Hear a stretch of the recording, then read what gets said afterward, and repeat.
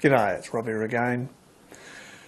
Well, this coronavirus thing's not looking too flash, and I know a lot of people are stuck at home now. A lot of the workforce is no longer working, and this could go on for months and months and months. I mean, we could be seriously looking at 6 months at least of people being stuck home, just sitting around or watch the telly. Like, if you want to be completely brain dead, well, yeah, watch the telly. Total crap is all we can say. I mean, it's all total crap, every bit of it. And you can cheer yourself up watching the news, which is equally boring and dismal. Or maybe, just maybe, this is the time that you really can make a change. You can do something different. You can actually, go out and set yourself up and, yeah, maybe change your lifestyle completely as far as hobbies and what you're going to do in your spare time. Maybe now's the time that you should do something you've probably thought about for a while. Go and buy yourself a little lathe. Doesn't have to be a big one. Right, you can afford it, of course. I mean, not everybody can in these times.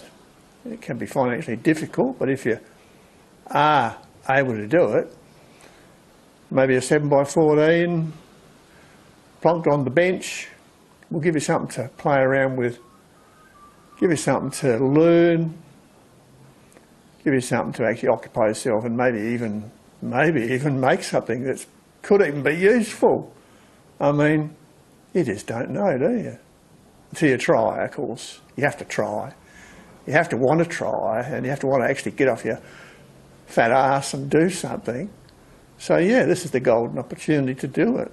So yeah, maybe do that. Maybe get yourself a small metalworking kit, a small lathe, so that if things go pear-shaped, you won't lose a hand or an arm, maybe a finger, but you got 9 others, so that's not quite so bad.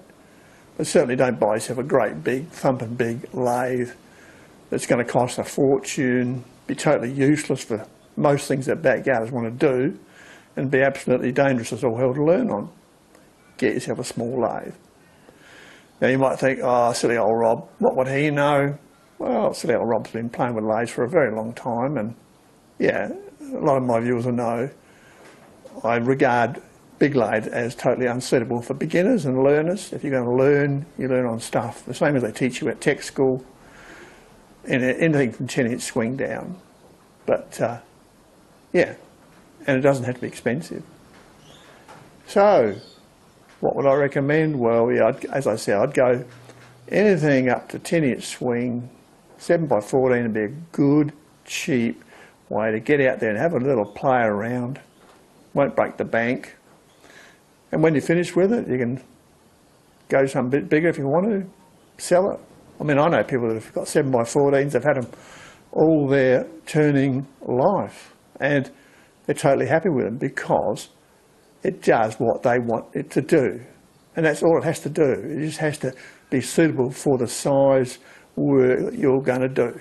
So, yeah, think about it, folks. Doesn't all have to be doom and gloom.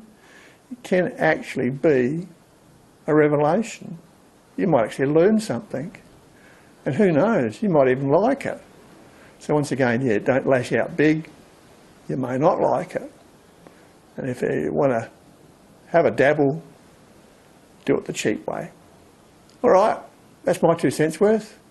Yeah, of course, the other benefit from this virus situation is that you get to have a good opportunity to drink lots of beer, and yeah, medicinally, it could even be the miracle cure, who knows? Although I don't think so. All right, that's it from me. See you next time. Cheers.